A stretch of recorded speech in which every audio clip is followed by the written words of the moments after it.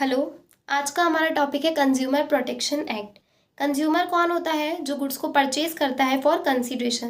किसी शॉप पे गए, आपने वहाँ से सामान खरीदा, बदले में पैसे दिए, तो बदले में जो आप देते हैं वही क्या होता है? हमारा कंसिडरेशन। प्रोटेक्ट किससे करता है? From unfair trade practice.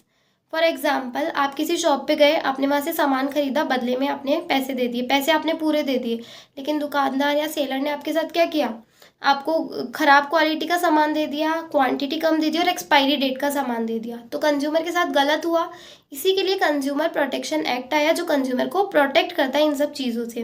Consumer क्या कर सकता है इसमें? सेलर के खिलाफ कंप्लेन कर सकता है और कंपनसेशन मांग सकता है, यानी जो भी उसका नुकसान हुआ उसके बदले क्षतिपूर्ति वो मांग सकता है।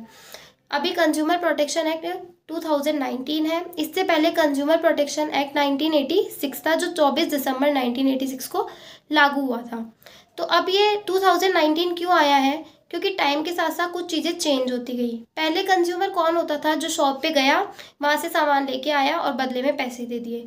लेकिन अब ऑनलाइन शॉपिंग करते हैं हम लोग, टेली शॉपिंग करते हैं, यानी टेलीविज़न पे हम नाप तोल से सामान मंगाते हैं कई लोग, तो टेली शॉपिंग भी चल गई, तो वो भी कंज्यूमर होते हैं।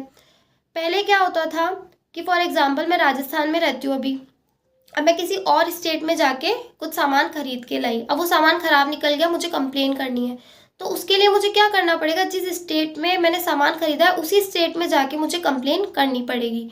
लेकिन अभी क्या हो गया है कि मैं घर बैठे कंप्लेन कर सकती हूँ। कंज्यूमर प्रोटेक्शन एक्ट 2019 लोकसभा में ये 30 जुलाई को अप्रूव हुआ था, राज्यसभा में ये 6 अगस्त को अप्रूव हुआ था और प्रेसिडेंट द्वारा ही 9 अगस्त को अप्रूव हुआ था, और इंडिया में ये 20 जुलाई 2020 को लागू हुआ था।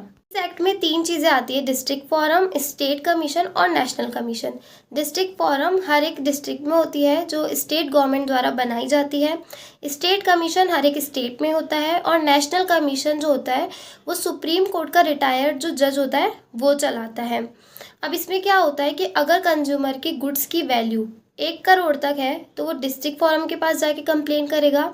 अगर 1 करोड़ से 10 करोड़ के बीच तक है तो वो स्टेट कमीशन के पास जाएगा, और अगर 10 करोड़ से ज़्यादा उसकी गुड्स की वैल्यू है तो वो नेशनल कमीशन के पास जाएगा। तो ये था हमारा consumer protection act. Thank you.